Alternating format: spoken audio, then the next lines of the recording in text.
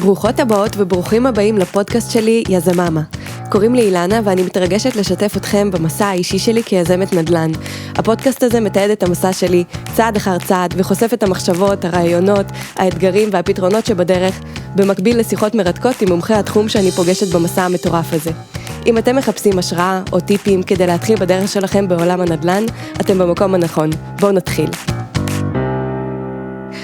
ברוכות הבאות וברוכים הבאים לפודקאסט שלי, יזמאמא. אנחנו בעוד פרק מיוחד מאוד, באמת, היום סופר מיוחד, סופר ספיישל, סופר דופר ספיישל episode with Robert Shemin, the one and the only. How are you, Robert? How are you? I'm good, thank you very much. How are you? בסדר גמור, תודה. Very good. Wow. It's a great from honor. Medellin, Colombia. Wow, shalom. It's actually very close to Canada. We'll come visit. Yeah, 4 or 5 hours nonstop, Toronto. Yeah, it's not that far. Yeah, I'll be in Israel next week. It's only 18 hours. Yeah. It's nothing, right? Eat dinner, watch a movie, go to sleep, wake up, Tel Aviv. Yeah, and then you go back home. So easy. Yes. You go a lot to Israel, right? About every 2 or 3 months for 15 years. Wow, that's a lot. And I've been going there since I've been 16, 17. Oh, wow. Okay. Yeah, a lot of people don't know that my mentor, Rabbi, was there. I'd go like 4 or 5 times a year and hang out with him and learn and study. And I was in Ghana when I was 17. I know. I actually know all this. Yeah, but anyway, I love Israel. I'm there all the time. So I've been to 100 countries and, besides being Jewish and loving Israel, it's just such a cool place. Whatever you like, really? Israel has. Wow. Really, Israel is very diverse with... I think it has the best restaurants in the world, amazing beaches. Oh, that's right. That is right. Whatever best you want. Food. History, religious people, fanatics, crazy people. I know. The energy level is super high, intense. I love it. It is intense. Yeah, when I'm in Canada, I can feel the intensity, like the rhythm of life is different. Yeah. Well, Canada's pretty laid back. Most of it. Hey, dear, how you doing, dear? Okay, dear. Yeah, they're all so calm down, and you can be in your car and the light turns green, and no rush. You can stop and not go, and nobody will honk, and not, people will just wait for you to go. It's okay. In Israel, if you don't go 1 second after it became green, or even before that, right? Yeah, it's crazy. So, Robert, you have a phenomenal story and the journey, and I don't want to dive into your life because I think that... Good. It's boring to me. I know it. Right? If anyone wants to hear about you, there are so many podcasts, Israeli podcasts you were interviewed at, right? And your books, and they can Google your name. No. Yeah. So many, Fake information. News. Not everything is fake, right? That's right. But never believe the media who just talked about it. We'll be real today. Yeah, we'll be real today. I just wanted to say, when I told my husband that I'm going to interview you, and I said, we're going to be rich much sooner than we think. He said, really, why? I said, because my goal to interview Robert, it was a long-term goal. I was planning to get there maybe in 5 years, but it's happening now. So when you're concentrated on your purpose, you're going to get there so much faster. And that's very exciting. Although it's hard to see it from here and from now, but I'm sure it's going to happen. It will. It's happening. It's happening, yeah. So I wanted to ask you, Robert, you wrote a couple of very phenomenal books. And one of them is very, very, very famous. How come this idiot is rich and I'm not? So you're a writer, you're a mentor, you're a teacher. You teach people how to be entrepreneurs. Your starting point in life was far from being promising, right? Yeah. And yet today I'm interviewing one of the most happy, calm, successful people I've ever heard of. Wow. Yeah. It's actually the happy part's the best part. Yeah. It's the most important part, right? For me. So you offer anyone who desires it an opportunity to learn a clear and structured method how to become wealthy, right? How to be successful. My question is, how come not everybody is rich? Well, that's a great question. That's something I've been studying and learning every day. I think about that. And I'll tell you something very simple. And I'm a case of it is most people probably won't do it. I mean, I'm very realistic. I'm American. I'm optimistic. I'm a motivational speaker. I'm positive. You can do it. Anybody can do it. I do believe that. But I'm going to be very real. Most people won't do it. I mean, and the reason is decisions. Okay. Every moment in life is a decision. My mentor says between life and death, actually. Even little decisions. You're not going to die if you don't make the right decision, but you're either moving forward or moving backwards. Maybe you're staying the same. I'll give an example. We're in the new year, and everybody says, I want to get healthy, whether in Toronto or Tel Aviv or Nashville or Medellin. It's the new year. I'm going to join a gym, and they have I want to get rich, and they join a gym, and most of them go maybe once, maybe 5 times, maybe never, and they quit. The question is why? Why don't they continue to be rich or start their business or write their book or stick with it? Now, here's what I say. And by the way, in America, it's illegal to say this. So I have to say, here's a hypothetical. There's something illegal in America. Most things are illegal in America, and I love America, right? Yeah. So literally, I'm not allowed to say this. I can't say we guarantee your success. It's against the law. Right? Now, why is that? And when I say in every speech, I give a disclosure. Most people in business, gym, life, exercise, won't follow through. They won't stick with it. But what if you said, listen, I'm going to be rich, whatever that means to you. That could be just a rich life. I want a great family. I want to be happy. I want to be healthy. I want to have enough money. I don't have to worry about it. Right. It's different from person to person. Yeah, it's a number. Like I know people that need 3,000. I live in Medellin, Colombia. I mean, on 3,000 Canadian US dollars a month, you could live very well, in my opinion. I mean, literally, wow.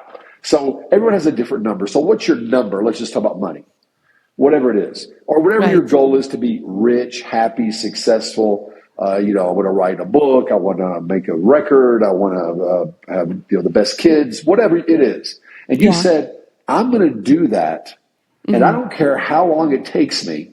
I'm not going to quit until I achieve it. Yeah. Whatever that goal is. And if someone said that and really meant it and did it, what would be their success rate? 100%. That's right. I'm not going to quit. Could take me a year. Could take me 15 years. Right. Might take 20 years. I'm not going to quit. Every day I'm going to spend 30 minutes, an hour, 5 days a week, 3 days a week. I'm going to go to the gym until I get super healthy, my goal. I'm going to start my business. I'm going to talk to as many customers as I possibly can until I get one. I don't care if I talk to 50 people, 100 people. I'm not quitting until I reach that goal. What would be the success rate? It would 100%. Be 100%. Yeah. So what's the problem? Totally. People, they come and say, I'm going to do this. Most never get started. Why? Because it's not important enough. They're not motivated enough. I think they are motivated, and I think it is important to them. But the question is, and I'm guilty the same way. I want to do real estate. I had a mentor. He showed me exactly what to do, and for over a year, I did nothing. Now the question is why? Lama, lama, lama, lama, lama. Lama, lama. Right. And I think the most important part is who we're around. So you want to write a book, or you want to start a real estate business. You want to make whatever your goal is. Let's use an example. What do you want to have to be rich? What do you think rich is? What have you got a number in mind, a goal? It's when I don't change my time for money. Like I don't exchange my time for money when I broke this connection. Yeah. By the way, my publisher hates this. I always recommend other people's books. I think it's important. One of my favorite books is called 11 Minutes. 11 minutes. Okay. Now, That's, by the way, if I never heard of it. 18 under your podcast, this is for adults only, must be 18 or older, I guess, yeah. Anyway, there's a book called 11 Minutes, and it's about a beautiful Brazilian woman who grows up in poverty. She's molested and attacked by her boss. She's trying to work and help her family. Really good woman, and has a horrible situation. Read the book. I'm not going to ruin it for you. 11 Minutes. She goes to Europe and becomes a high-paid escort prostitute. Okay. And she says something in the book that changed my life. This guy's like, hey, you're a beautiful woman. Well, why are you a prostitute? And she says, you're a prostitute too. He goes, no, I'm not. I'm an executive. I'm a banker. I'm an accountant. I'm a lawyer, whatever he was. She goes, whenever you're trading your time for money, wow, you're a prostitute. Oh, wow. And she says, basically, it's 11 minutes, the whole act normally. So I'm getting paid all this money for 11 minutes. And what I'm doing is no different than what you're doing because, and my mentor, Rabbi, said, why do we get paid money to work? Because we're not doing what we should be doing. Studying, learning, growing, enjoying life, taking care of. They're paying you to leave that to do what they want you to do. Wow, that's very eyes-opening sentence. So I was a prostitute for the first 30 years of my life. I was a waiter, busboy. Anyway. I think most of humanity, right? Most of us, we work for someone else. And I'm not disrespecting the prostitutes. I don't judge anybody. Yeah. Correct? I don't want people judging me, so I don't want to judge anybody. There's only one person that judges. Correct. Okay. But anyway, I'm pointing up for those that can't see. But he's boss. busy now. I guess he's busy these days, so maybe he's not judging either. I hope so. But anyway, the point is trading your hours for dollars. If you don't do what you love, I've retired 3 days. People go, Robert, why do you keep speaking? Why I just travel to Africa 25 hours to make a speech? Mm-hmm. And I know there's one reason. I love it. When I do a seminar, I ask people, there'll be 100 people there, 10,000 people, say, what's the number one reason I'm here? They're like, to sell us something, Well, that's reason number 3, It's not the first one. It's not the first one. What's the first one? And no one ever gets it. I love it. Yeah. Whether I'm getting paid or not. That's magic when you can do what you love all the time. Are we working right now? I mean, no, definitely not. You're a great person. We're having this great conversation. I'm in Medellin paradise. You're in the Canadian snowy paradise. That's right. We're having a great conversation. We're trading ideas. Is this work? No, that's not work. Not to me. I love it. Not to me. Yeah, I know. I spend a lot of time. If I don't want to do it, I'll be like, I don't want to do it. Yeah. But I want to do it. I love it. That's the rich. That's the happy part. That's right. Correct? Well, I can say that I'm an employee. I'm an employee. Yeah, I work for someone else. Okay, he pays me money, but still, when I'm doing my job, I don't feel like I'm working because I love it. I feel like that's what I'm supposed to do. What do you love about it? What's the number one thing you love about it? I meet people. That's first of all. I meet you're very people. Good at people. I talk you're to very people. Social. Yeah, thank you. Yeah, you can feel it. But you'll love this. We have a lot in common. We have job descriptions. I have a lot of people working for me. I just started new businesses besides the real estate and the books. I got charities, foundations. I got all these people. And we write our job description. And in my book, it says, Robert talks to people and eats lunch. Oh, wow. That's literally what I do. That's the description. That actually was my next questions. What do you do and how do you describe it? You got it. I love talking to people. I love meeting new people. You could call it client development or I'm meeting investors. It doesn't matter. I'm raising money every week, every month for different projects, lots of money, which I used to hate. Now I love it. It's like a fun game. I'm organizing things and charities and business and deals. I love it. But literally, everyone who works with me goes, all Robert does is talk, whether it's on the phone or in person, and eats lunch. That's amazing. That's the dream. With people, of course. Yeah. Yes. Yeah. So I feel the same way. And I'm like, it's a dream. Like, it is a dream. Yeah. It is a dream. But there is something you said that was very interesting, that today raising money or earning money is a game you like. but once it was something that was very difficult for you. Oh my God. Hey, I'm Jewish. You know, when I was brought up, I'm from Tennessee, everyone's like, oh, all Jewish people are rich. I'm like, really? What happened to my family? Okay. I'm like, are you kidding? Like, we were so friggin' miserably stressed out about money every day, every minute. Yes, it was not fun. I've been not there. Fun. Listen, I've not been fun. there, and I work with homeless people. I mean, I was on the street, homeless. Wow. And you know, my family, I mean, part of the family was very wealthy. We were not that part. And I mean, I remember my parents and grandparents every day, every hour, you know, we can't pay for this. We can't pay for that. You don't ask for that. We can't do that. I'm like, it was not fun.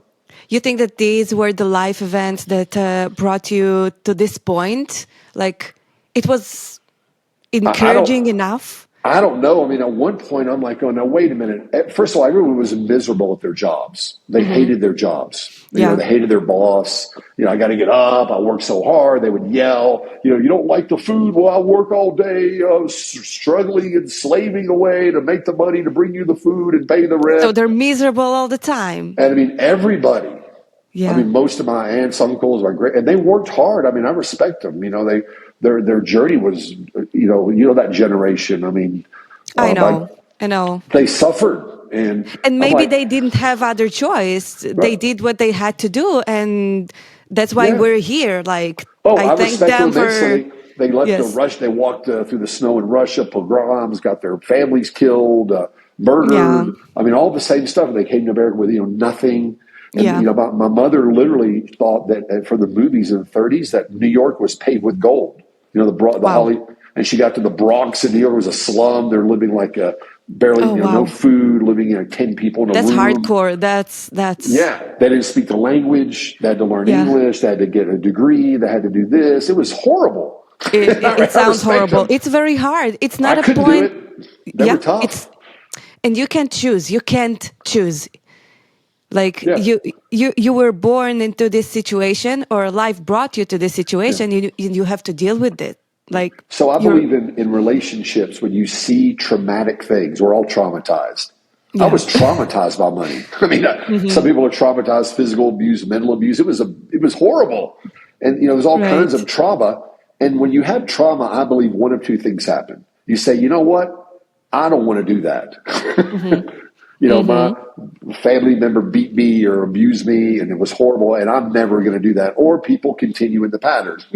Yeah, you know, the pattern of abuse. Right. And I'm thinking, even the young person, like, wait a minute, why is everyone so stressed about money all the time? There's got to be a better way. Wow. Okay. When did you realize it? When was this thought planted in your mind? And then I made a decision. Listen, if you have to work, you know, everyone has to work, whether you make 5 shekels an hour, or 50 shekels, or $10, $100, or, you know, why not work and make a whole lot of money? That was my goal. You're working anyway. Why not do lots of money? Right. So I probably shouldn't say this. So the first thing I did was my brother and I sold illegal drugs. Okay. At 13, 14. Wow. Yeah, I'm not recommending that. Not a recommendation. Nothing is a recommendation. Yeah, but I was so desperate to make some money to get out of this cycle, and it really did work. I mean, I made some money and blew it. I was stupid. When you're not trained about money, you know, 80% of the lottery winners blow it within a year or two. People inherit because they're not. Did you get a lot of money? Huh? Did you earn a lot of money? For a 14-year-old? Yeah. Okay, and that was the first moment when you realized that you're able to do that? Yeah, maybe not in a legal way, but but I learned entrepreneurship. I learned sales, customer relations. When you're selling I was just selling marijuana. I wasn't doing any hardcore stuff. Okay. And I got thrown out of school because one day one of my teachers was yelling at me and telling me how stupid I was. I had dyslexia, and I said, well, probably make you more money than you. Wow. 13, 14. And she was mad. They didn't appreciate that, and they threw me out. That was the first time I got thrown out of school. But then I went to work in restaurants, with tips. I thought I could make money. And I just looked around, and my goal was, I said, who makes the most money? and I did research, investment bankers. Okay. So I came up with this delusional fantasy that I'm eventually going to go to law school and get a master's of business and go work for a big law firm that will make me into a big investment banker, and I'll make those millions of dollars. Now, what's interesting is I got thrown out of high school, and I told my parents and family this was my dream. And they're doing exactly what you did. They're at the dinner table going, Robert, like, are you on drugs? I probably was. They're like, did you smoke the marijuana you were selling? You don't have a high school diploma. You're dyslexic. They threw you out of school. You don't have a, and now how are you going to get into law school? Yeah, and I actually eventually did. Oh, really? Okay. Yeah. How? Oh, it's very simple. I had a doctor, right? Yeah. The question is, and I always teach this, I can't do this. I can't do that. Well, how can I? Yeah. And I literally did a lot of research. And by the way, I'm persistent. By the way, I'm not that smart. Mm-hmm. I really don't have many skills. I really mean that. I'm dyslexic. I didn't speak. The only thing I think I'm really good at, I think everyone has something they're good at. Maybe it's music. Maybe it's art. Maybe it's accounting. It doesn't matter. Right. I believe Hashem, God, gives us all some gift. My mother was the best mom, cook, take care of the kids in the world. Yeah. We're all gifted in some way. Yeah. We're just we have to discover what it is. I think one of the only gifts I have, and I appreciate it, I have 1.5 gifts. One, I'm persistent. Mm-hmm. I won't quit. And when someone tells me, this is a secret, I shouldn't say this on your podcast, it's public. If somebody wants me to get to do something, tell me I can't. Okay. I'm that kind of crazy. Like, I totally, I understand. I do the same. Like, so if someone tells me I can do something, it becomes a goal. Yeah. And it could be ego, it could be stupid, I don't know, but I'll do it. I'm not done really stupid stuff, like jumped off mountains and airplanes and climbed mountains and gone to crazy countries because people said you can't do that. So I did research. Again, if you want to be successful, what if you say, I'm not going to quit. I'm not going to stop. And I literally found, I talked to like 200 people, how do you get into university if you don't have a high school diploma? Okay. And they said, get a doctor's letter. So I went and talked to my doctor. You couldn't finish high school? I'm not writing you a letter. That's stupid. I went to another doctor. I'm not writing you a letter. And I finally found a doctor who wrote a letter.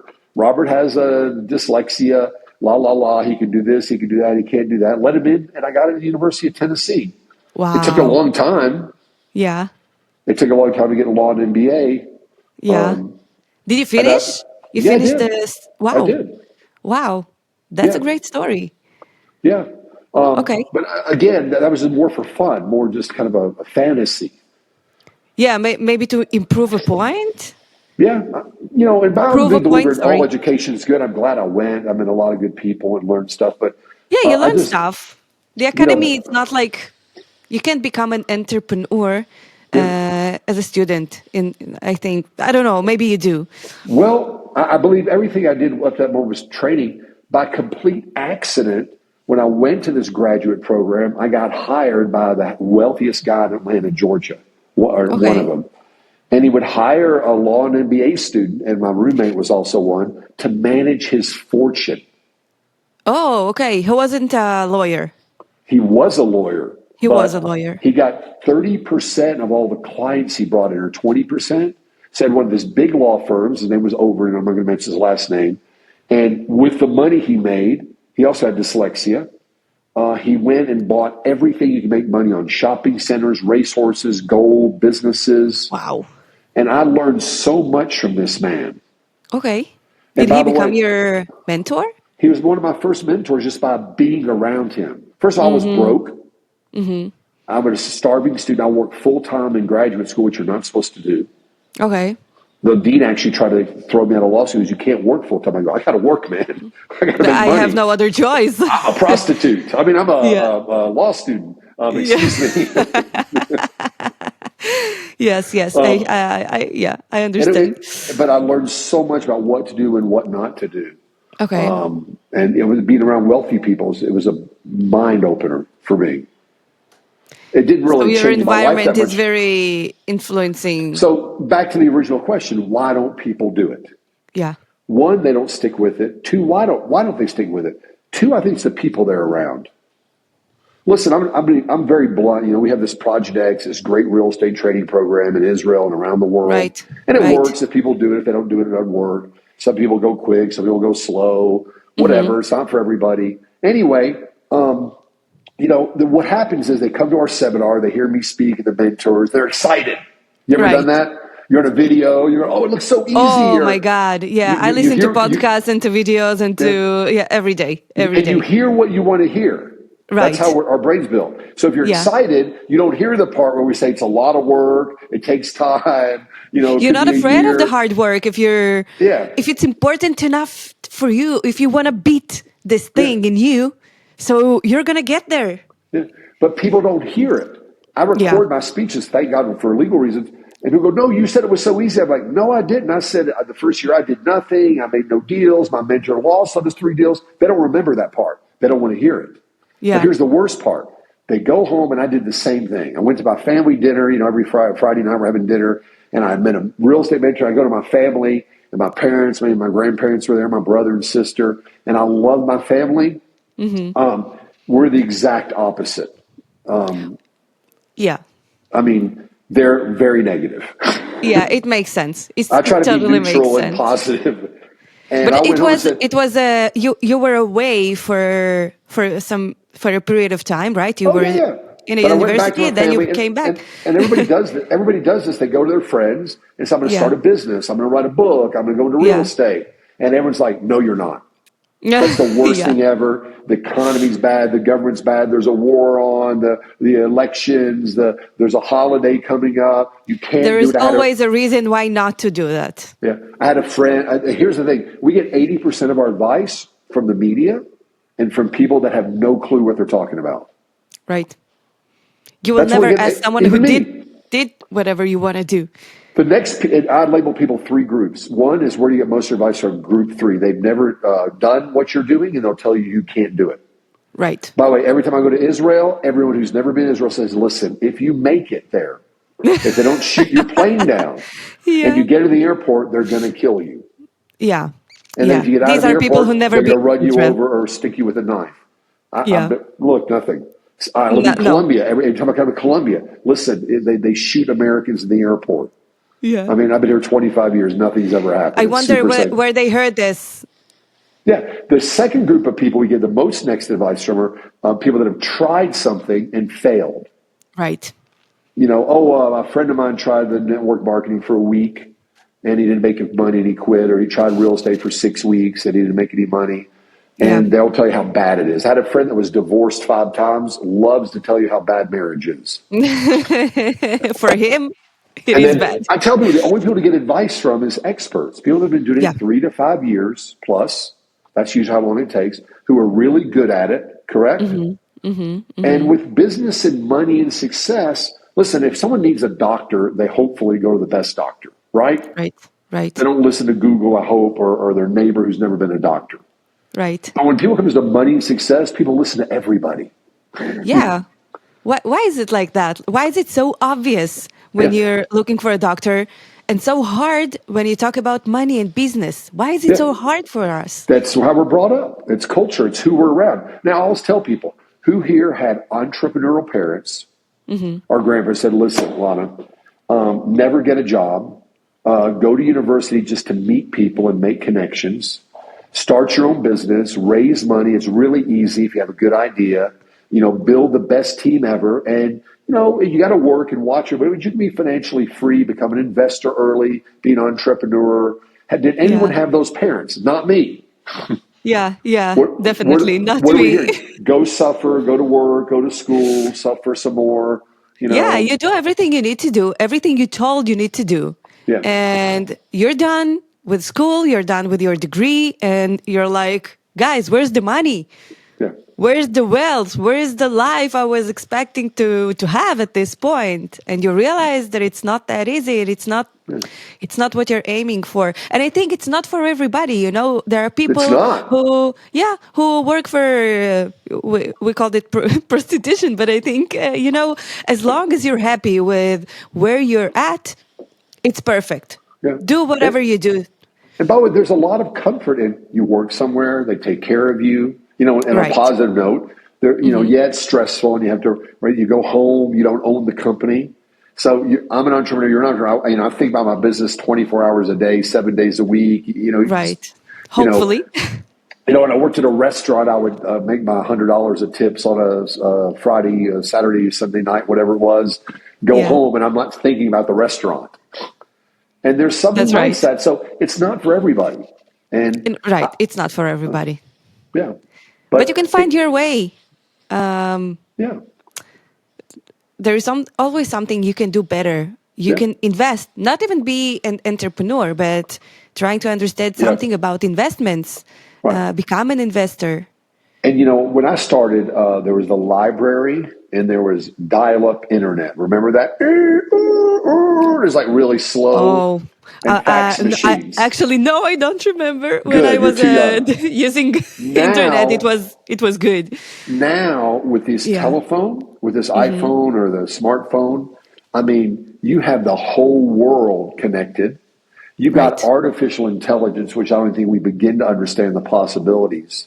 I've Definitely seen, not we're yet. in Medellin with digital nomads, these 20-year-old kids that are making $1 million a month, a year, some of them, with these online businesses and AI. I'm not saying it's easier. I'm just saying the opportunities are unlimited. Right. I don't know what's...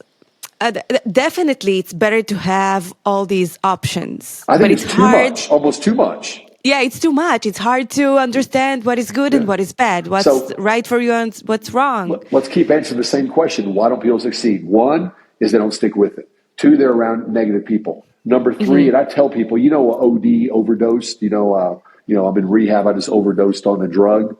I tell people, I'm OO. They go, what's that? I'm over opportunity.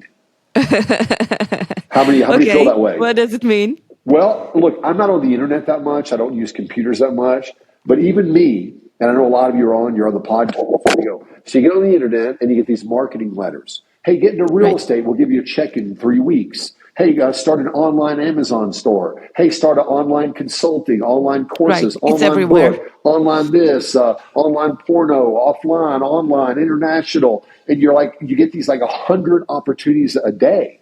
Yeah. And they all sound great. Trading, FX, crypto. Just that. How do you choose? And I'm like, wait a minute. Maybe I'm not doing the right thing. Maybe I should It's try very confusing. Right. It's hard to stay focused on your path. It's very hard to make a decision when you have too many options. Right. And right now, all of us can get on an airplane and in 12 to 20 hours be anywhere in the world. We get on a Zoom and be in any market, Africa, Latin America, Australia, China, New Zealand. It's over opportunity. Now, how many people have not succeeded because you can't decide? I tried FX, I tried network marketing, I tried real estate, I tried the book, I tried the online store. Yeah. I have. Yeah. Okay. And it didn't work. It didn't work. Some of it didn't work because I'm doing too much. You got to focus. You're doing too much and maybe... Yeah, you got to focus. And also, if you do something that you don't like, you can't do it for a long period of time. At some point, you're going to be too tired and too stressed and find something you love. But most people, I think, I met some great people here in Canada. Okay, I live in a small township near Aurelia, where it's a small town, right? Great people, really good people. And they live in a certain way. That's what they know, right? We came to Canada and the amount of snow is just crazy. We go to Aurelia and the car you can't drive, you can't go out. And at some point I was thinking, you know what? Maybe we should move at some point. Okay, I saw the snow, we experienced it, it's great. But many people who are born into this situation, they don't even think about trying something else. They don't think about the other opportunities. Same about Israel. Same about most of the people in the world. We're all in our own little world, our own reality. Yeah. And I don't mean to one-up you, but I love Canada. I've been there many times. I've been to Saskatoon and Calgary in January and February. where they say if you stay outside with your skin exposed for more than like 2 minutes, you'll like have to go to the hospital and you might die. Oh, yeah. It your makes skin sense. can die from the negative 30 or 50 or whatever it is. Right. And I'm like, are you kidding? I don't own a coat. You don't own a coat. Yeah, you live in Colombia, right? And by the way, I had another revelation when I was young. My family would struggle and work like most Americans and some Canadians. And I think Canadians have a little more vacation than us. You know, my dad would work 51 weeks a year to save enough money so we could all go in a car and stay in some cheap hotel in Florida. Mm-hmm. Or maybe once I think we went to Puerto Rico or Cancun. It was amazing. And I'm like, wait a minute. Why does everyone work like 40, 50, 60 hours a week, a year, you know, all the time to go for 1 week to a place they really want to be? Yeah, that's horrible. Why not live in the place you want to be and go visit the place you don't want to? Right, because we're not able to think differently. That's just the environment. But that made no sense to me. Like, I'm going to suffer for 50 weeks so I can spend 1 week in a nice place. Yeah. But why not just go to a nice place? Definitely 100% agree. But it's a journey you go through, right, in your life. It is and it isn't. It's a decision. It's a decision. And by the way, not the everybody decisions are made like gets that. it. Oh, yeah. Most people will never make it. I didn't make it till I was like 35 or something. I mean, I was so dumb. Let's talk about this moment when you realized you were able to release all the old paradigms, paragrams, paragrams about money, brainwashing. These things. So literally, you know, I've said this before. First of all, I think everything's, for some people it's slow, some people it's fast. Whatever you think you're right.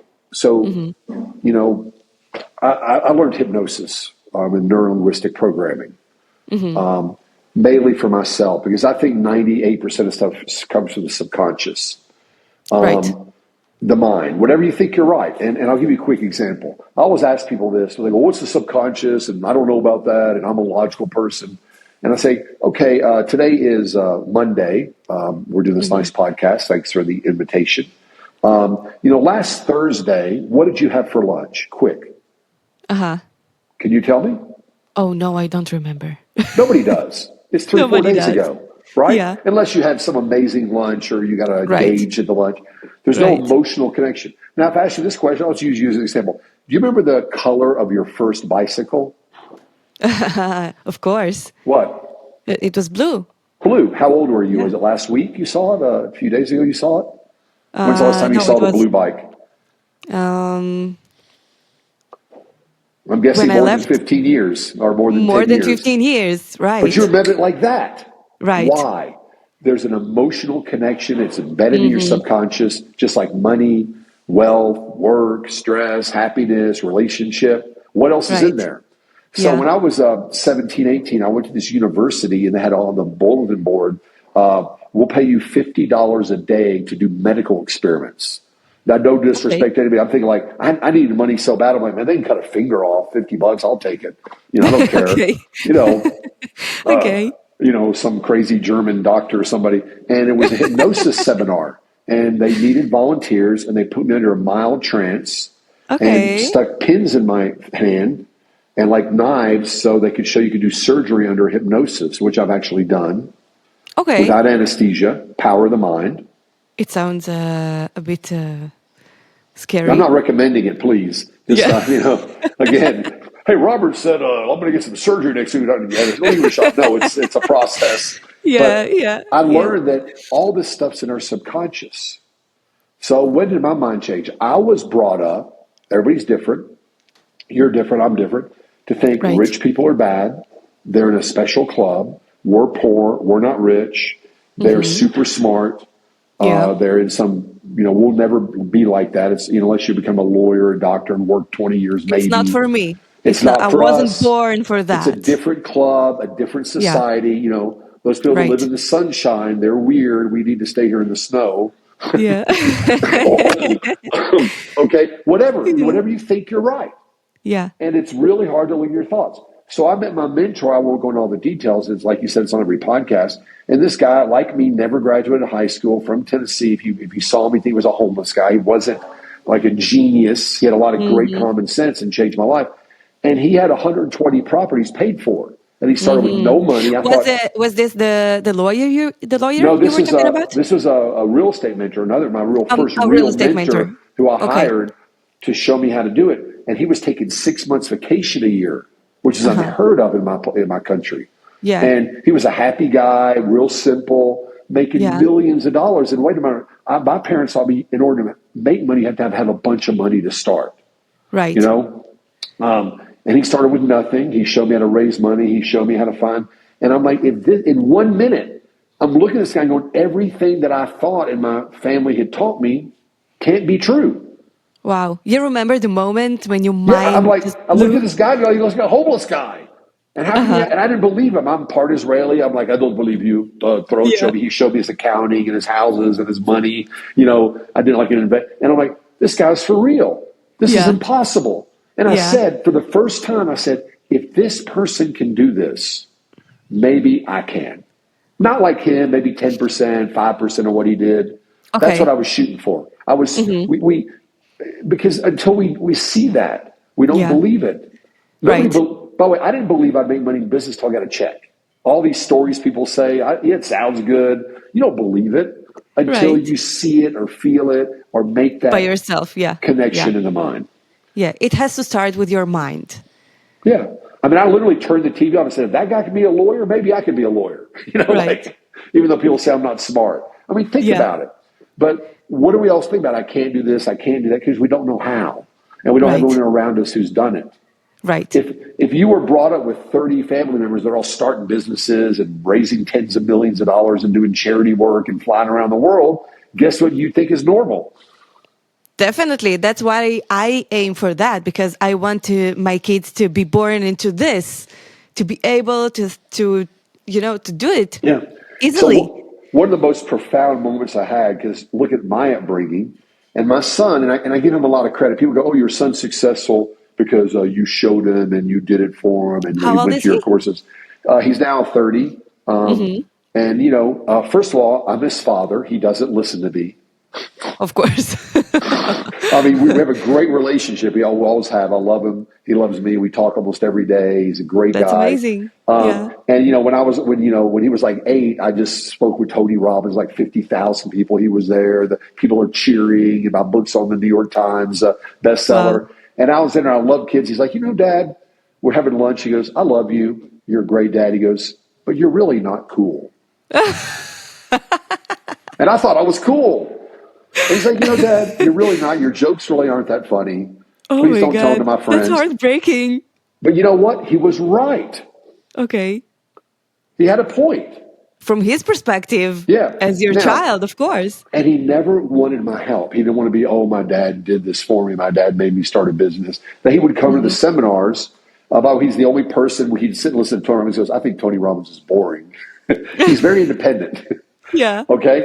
And he started a business on his own without any help of mine. I didn't even know about it. Selling shoes when he was 13 or 14 and iPhones. He did extremely well. Wow. That's amazing. Well, then one day again, his starting point was much higher than yours. He was around it. He saw it. He was around it. Yeah. It was so possible for him. Yeah. And, one of the most amazing things I heard him ever say, he said a lot of amazing things. He's really smart. He said a couple things. Yeah. What is your goal? Like you said, to be happy. He said, Dad, he goes, I don't want to really be like you. I go, what do you mean?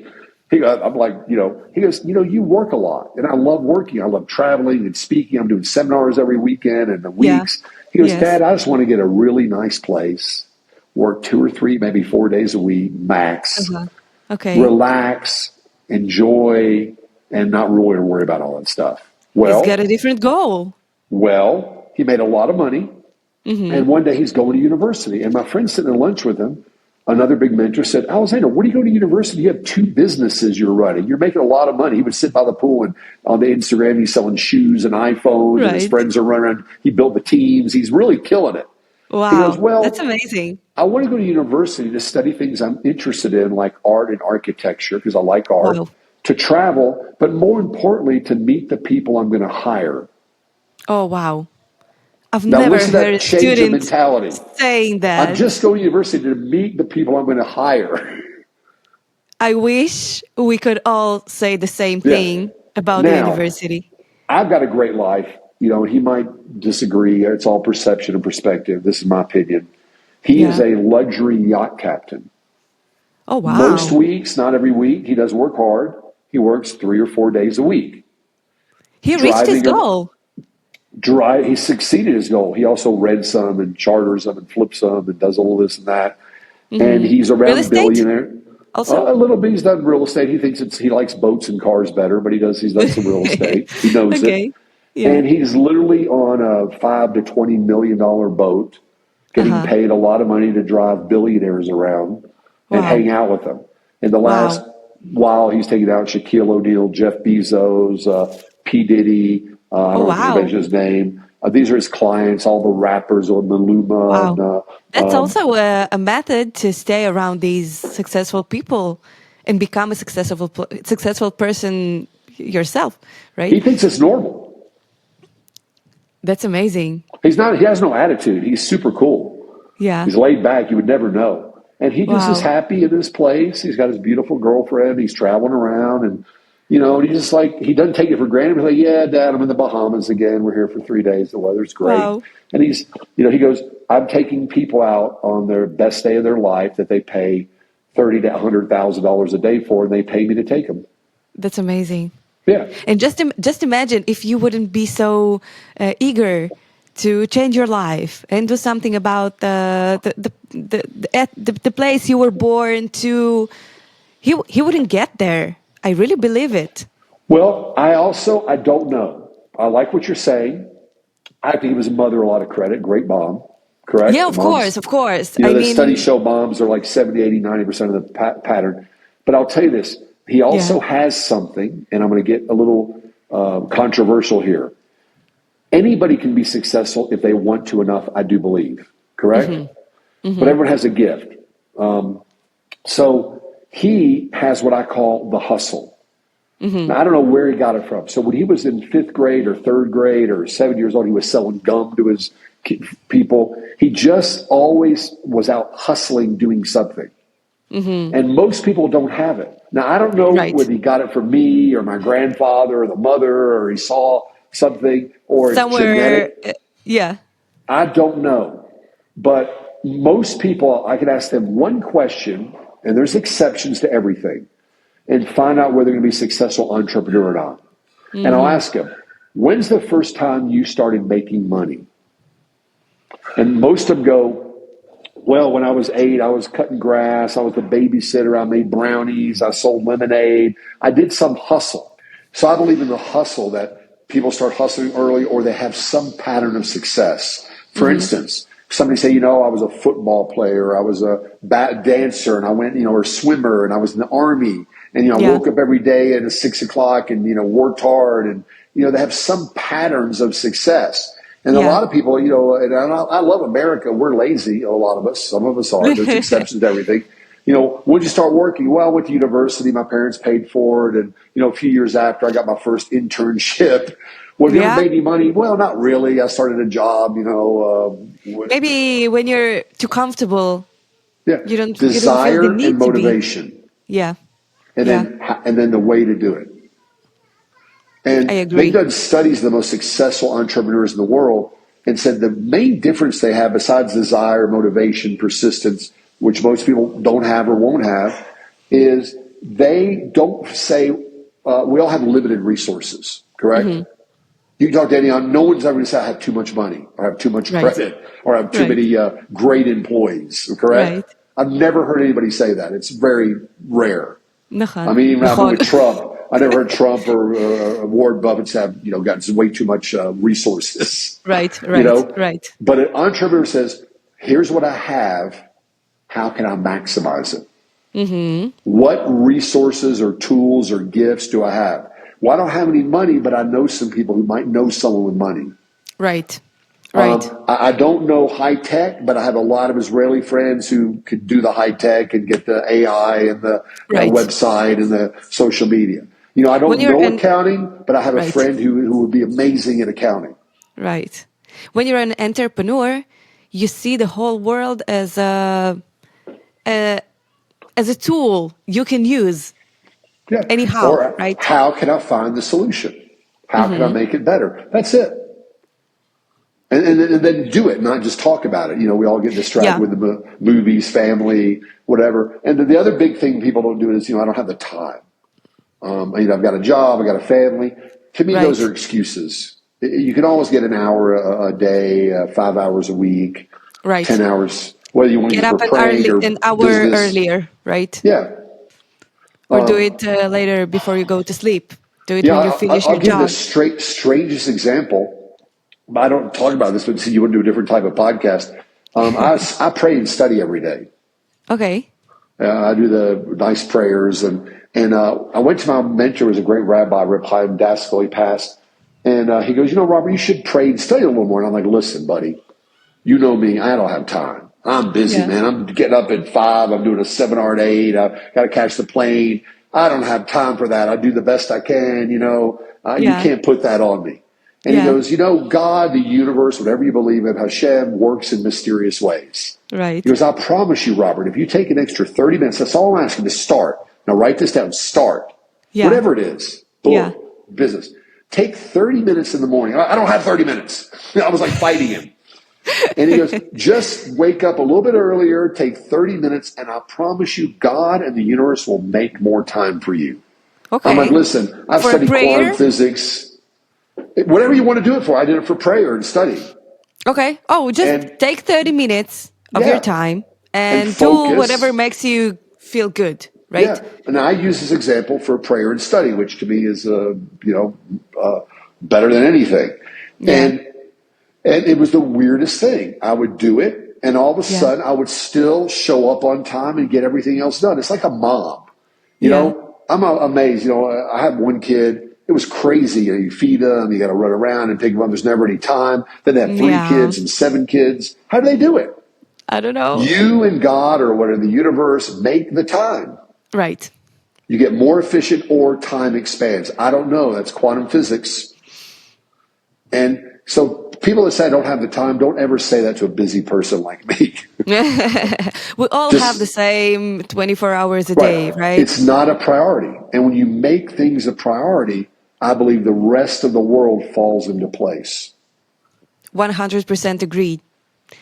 And that's a very hard concept for people to understand. I didn't believe it till I felt it and did it. Yeah. I'm like, that makes no sense. I was arguing with my rabbi. That's the stupidest thing I've ever heard. That's impossible. I'm a logical guy. And it worked. And it's now I study 2 hours a day. Okay. And so you started with 30 minutes and today 2 hours because... And I exercise an hour a day. And I take an hour off in the afternoon and go walk around or just go to nature, which I'll say to do. And I'm still doing more business, getting more things done, and making all the meetings. How can that be? Because you're more happy, you're free, you're motivated. I believe that's all part of it. And more focused and priorities. And when you make priorities that are good, I believe the world comes around in many cases.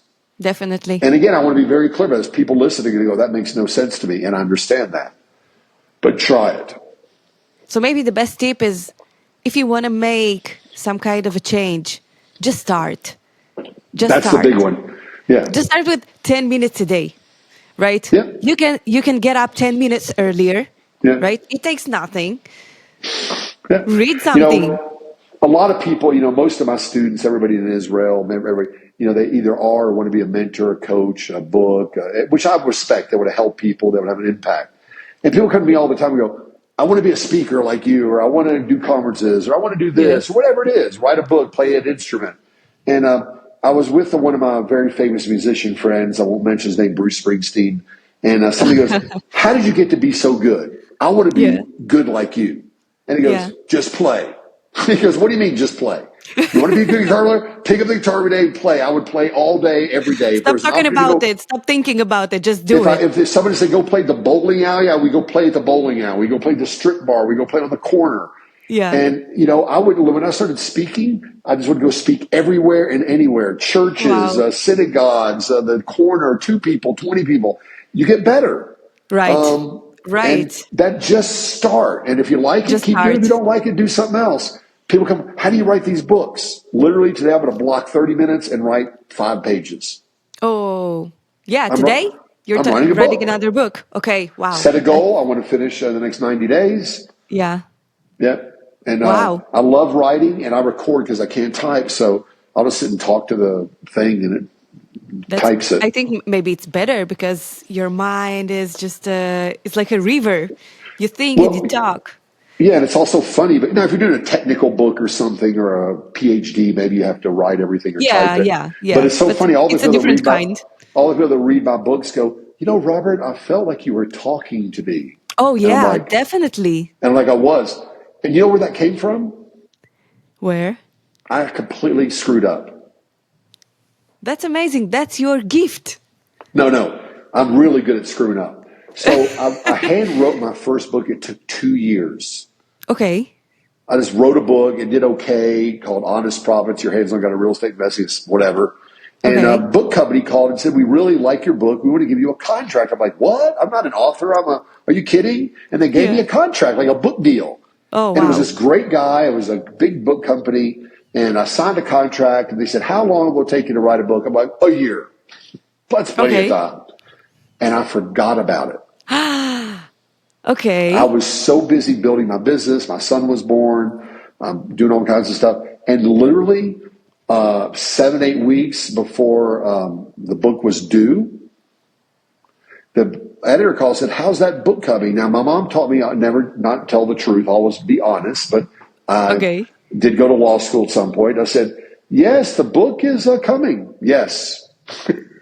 It's coming. And I'm like, well, it's not a complete lie, right? No. It is coming. I'm like, holy crap, I completely screwed. There's no way I can finish this book in 7-8 weeks. He goes, well, do you think there's a chance we could get it on time? I'm like, there's always a chance. I didn't say yes or no. I'm like, there's always a chance. Not giving straight answers. Like, miracle. Okay. And I freak out. Yeah. And I start handwriting. It takes an hour to write 2 pages. You scratch out. And I told my lovely wife at the time, I said, listen, I got to write this book.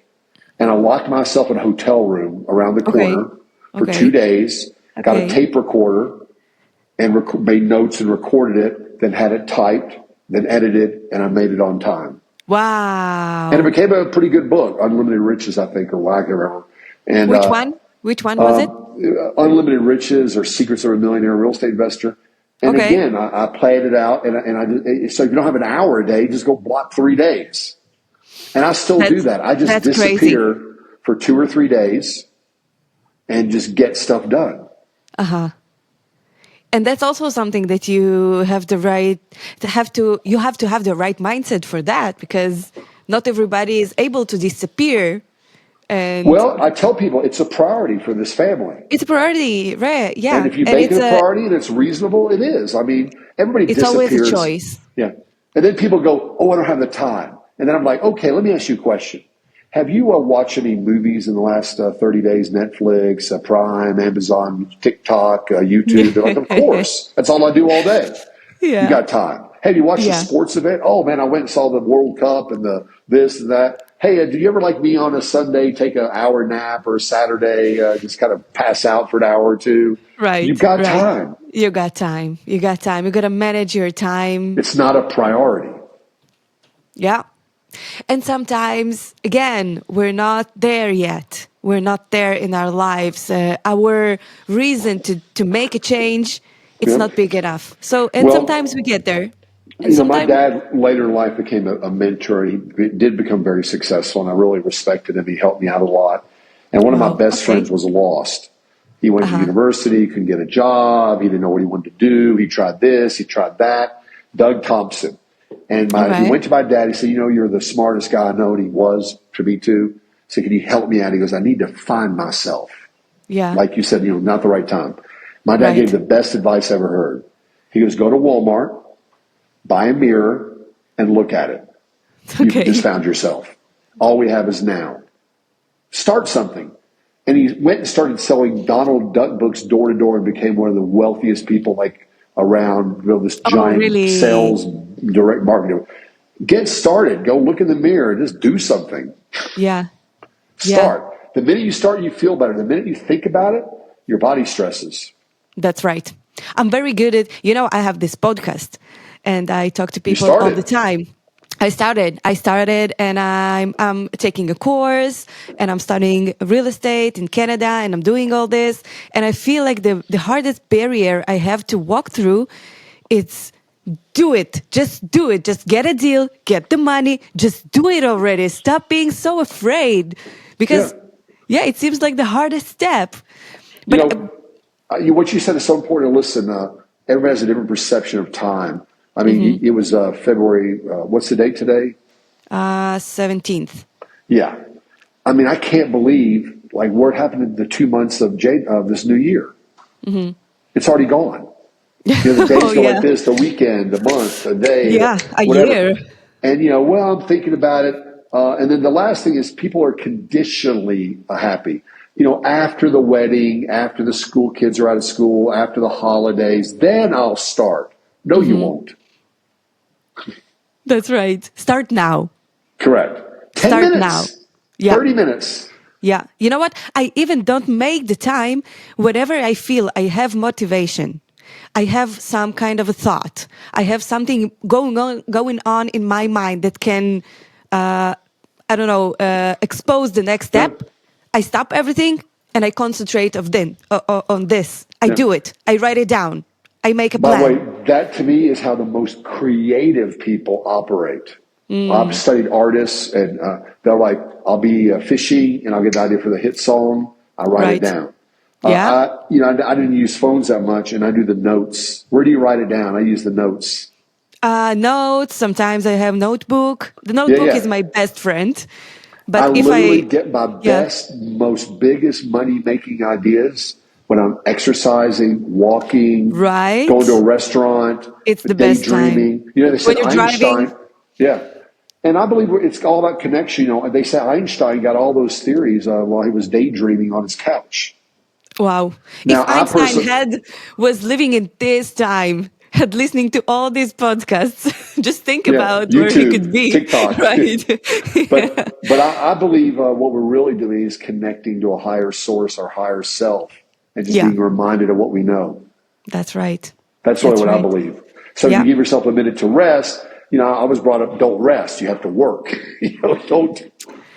Yeah. If you're resting is like. But that's where all your ideas, inspiration, motivation, the notes come from. If you're in that type of business. That's right. You don't have to rest, don't go to sleep, but take a minute. It's important for you to process and process. Yeah. And then most of the people that have changed my life, I met in the weirdest circumstances. I started a new big business and I met the guy at the gym. And I overheard him in a conversation about trading. And I said, tell me about that. Now we have a trading company. Some of my best real estate deals have come from just sitting in the airport or at a restaurant or, and just being open. Right. When you're ready and when you're an entrepreneur, when you see things differently, you're always ready to, you always feel the opportunity. It's everywhere. Yeah. But you have to be open for that. You have to be ready for that. And also people that most of the, I'm not going to talk to him or her, or she's too high or he's too low or she's whatever. And I don't buy that. I mean, I've been inspired from all types of people from all walks of life. Right. Definitely. Respect everyone and everything. And just do it, right? Every time there's a good interview, the main point is just do it. Just don't be afraid. Do it. Yeah. Wow. And I'm an open book. I don't judge or try not to. I probably shouldn't say this. They're trying to pass a law in Colombia where you can't use Pablo Escobar's name because of the drug dealing and the mafia, the big drug cocaine dealer. Yeah. And I met this lovely woman. And she said, you want to be my husband? I'm like, sure. And it was Robert Escobar, his brother, who was the number 2 most wanted guy in the world. Who was number 2 in the drug operation. We're at a restaurant. And there he is. And it was Robert Escobar. And he was pretty nice. He's blind. They blew him up a letter bomb. Some people say his wife sent it, his ex-wife sent it to him. And I said, hey, Robert Escobar, you were running one of the biggest businesses in the world. What's a piece of advice you'd give a young entrepreneur like me? Yeah. He goes, good question, son. He goes, pay people on time. I'm not perfect by any means. I made errors. and I apologize for those. But he said, all you have is credibility. The minute you lose it, you'll never get it back. Mm-hmm. He said, we always pay people on time if we didn't kill them. I'm like, okay. Well, in this business, you might. You have to. It sounds so simple, but it's very great advice from somebody who most people would, say he was a criminal. But he was running a bazillion-dollar business. Yeah, you will never meet him on purpose, right? It was it was. So you can learn from everybody. Amazing gift. Learn from everybody. Right. What would be your best tip for a young entrepreneur at the beginning of her way? First of all, when people ask for one tip, I give them 3. I always give people more than they want. Oh, wow. That's a lot. We always try to give more value. We're not perfect by any means. Give people more value than you take.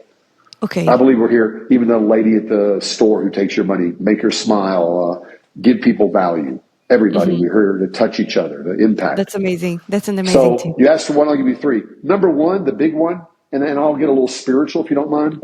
I was so nervous, I don't know about you, about money and business. When I'm still a little nervous. I'm Jewish, stressed, worried, whatever the word is. It's in your genes, in your blood. Yeah, it still happens, Yeah, of course. One is, I've gone to some of the best spiritual leaders in the world, both Jewish, Christian, the Pope, Dalai Lama, and asked them one question. These people are very high, in my opinion, educated, spiritual, religious, whatever the word is. I said, what would be one message you'd give to everybody if you could? What's the one most important thing? And they said, don't be so hard on yourself. If we believe in God or whatever you believe in, go easy on yourself. And I think that's the number one thing for entrepreneurs. Yeah, you can want it. You can be a little, you want to win. You don't want to lose. But go easy on yourself. Mm-hmm. And what does that mean to me? Enjoy the process. That's very important. Every great entrepreneur, including myself, you put me in that, I don't know if I should be in that category, is I miss the beginning. I miss the days when I was struggling, when I was, freaking out, when, we didn't have the money and, the challenge. That's what is the exciting part, the process. So enjoy. Go easy on yourself. That's number 1. Enjoy the whole process. Yeah. The crazy stuff. Okay. Yeah, that's a good thing. Those are the stories I talk about. You won't believe when I made that horrible deal and I lost that money and I said this stupid thing and they threw me out of the bank. And, that's the fun stuff. But at the time, it was a nightmare. Right. In a perspective of in perspective, it looks good, but sometimes it's hard to enjoy at the moment. But it's a very important tip. I think that number 2, who do you listen to is the most important thing. If you know what you're doing, listen to yourself. Go big. Follow your dreams. Don't doubt yourself. The most successful I know, they'll say, you know what, I'm going to do the biggest concert in the world. Like, well, that's impossible. You can't do that. It won't work. And they're like, yeah, it will. So they don't listen to negative stuff, all the naysayers. Listen to yourself. Listen to smart people. Number 3 is almost the same, is be careful who you work with. Mm-hmm. Even to this day, I've made that mistake of working with people that in the beginning, I'm like, you know what, something doesn't smell right here, but another friend or I kind of whatever, and I don't pay attention.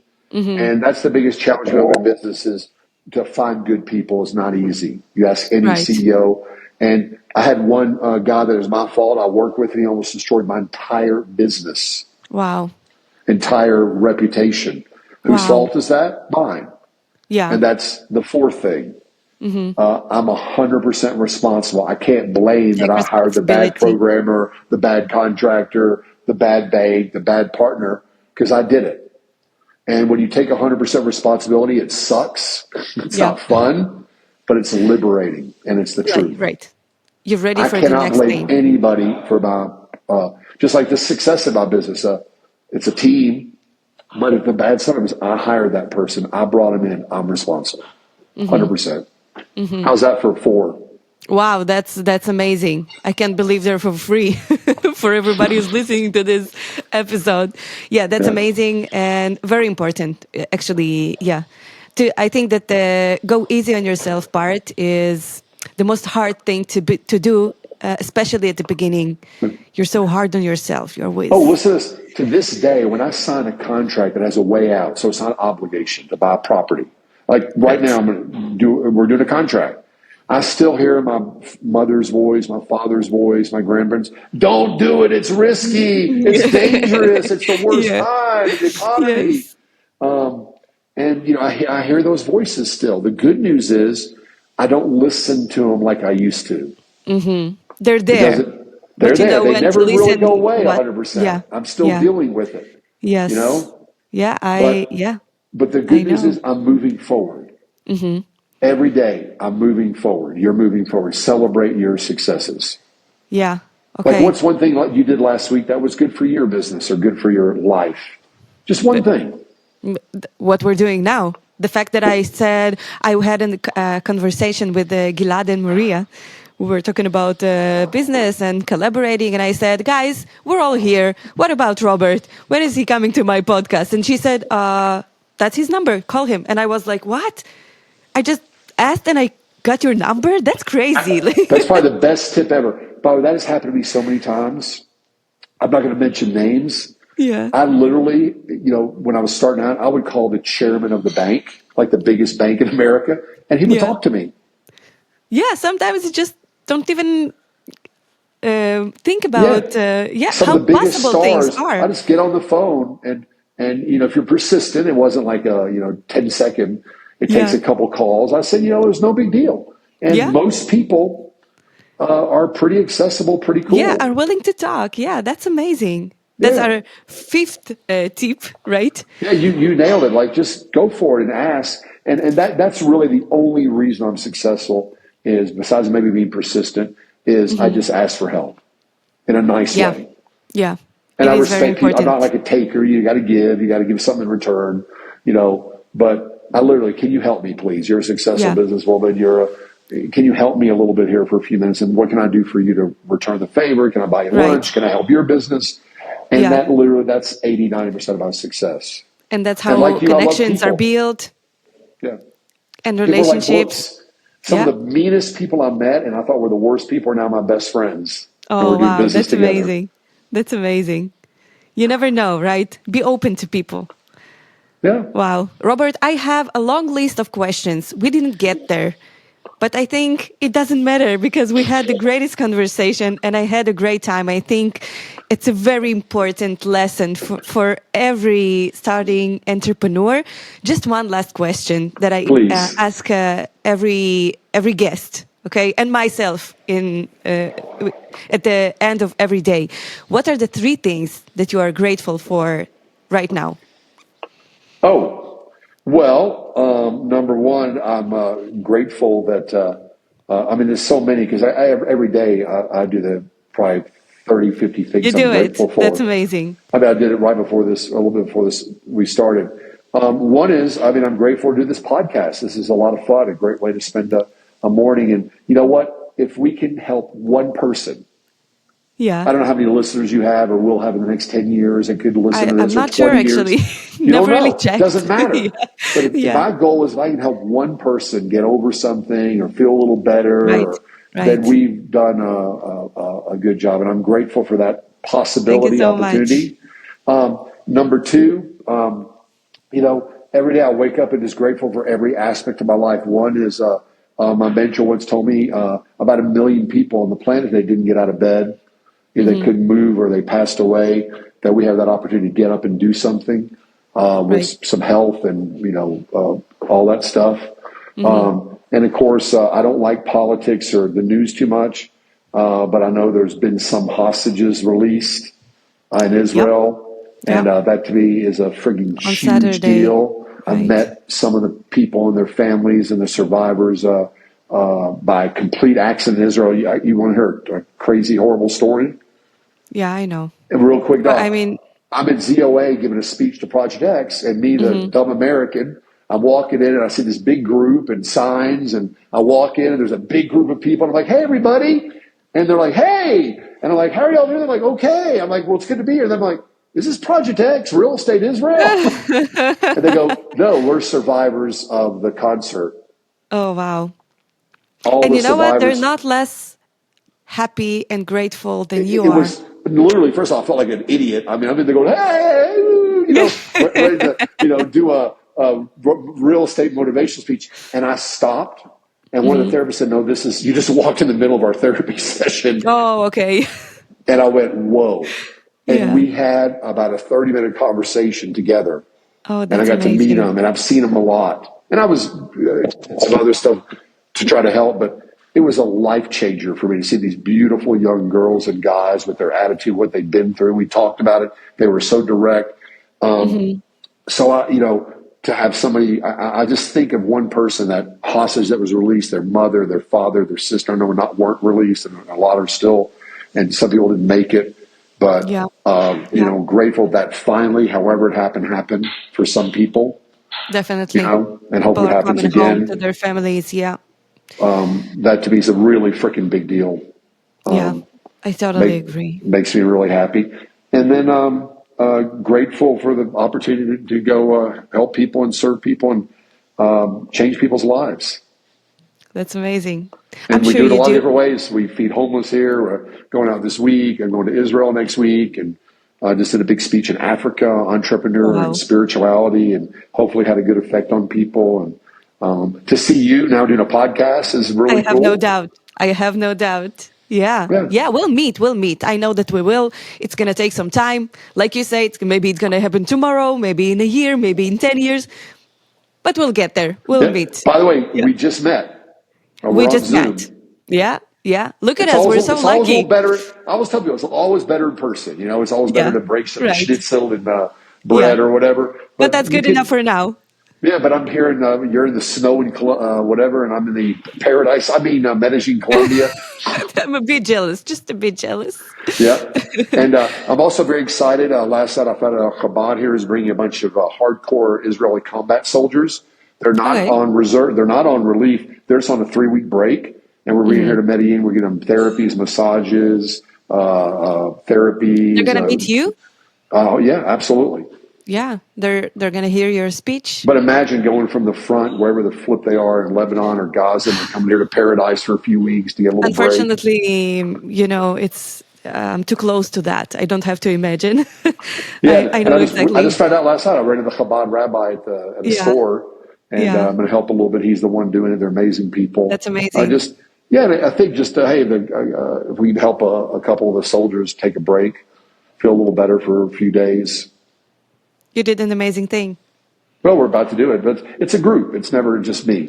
It doesn't matter what exactly you do and how exactly you help. But if it's a one person or a group of people or 100 people, you help, you change something for them. And then I'm also, God, we should have done more. I missed that opportunity. Why didn't we do more? I still think that. Oh, yeah, I know. Everybody feels that way. Yeah, it's all the same. But anyway, that's a great question. I hope I answered it. You did. Yes, very successfully. It was very exciting. And I want to thank you for your time and for this opportunity and for being so open and authentic. It means a lot for me and for all the listeners. And I always tell people in English, I never say goodbye. Ever. Okay. I always say, see you soon, or Devrit litrot. Yes. Is that an equivalent, litrot? See you soon, see you later. As far as I know, litrot means goodbye, or see you. Oh, litrot, nitrae. I mean, we'll meet again. Litrae. Maybe something like that. Yeah, I never thought about this word like that. Litrae? Should I start saying litrae? Nitrae bekarov. We'll see you in a good... We'll see you soon. Yeah. Okay, you're a great Hebrew professor. Toda rabba, professor. Oh, yeah, thank you so much. I hope so. I'm a Hebrew speaker, so I really hope so. Thank you so much, Robert. Thank you. See you soon. Everyone keep smiling, be happy, have a lot of success, and enjoy it all. You too. Thank you for everything. Thank you. We'll stay well, stay happy, stay satisfied. You too. Thank you so much. We'll see you soon. Thank you.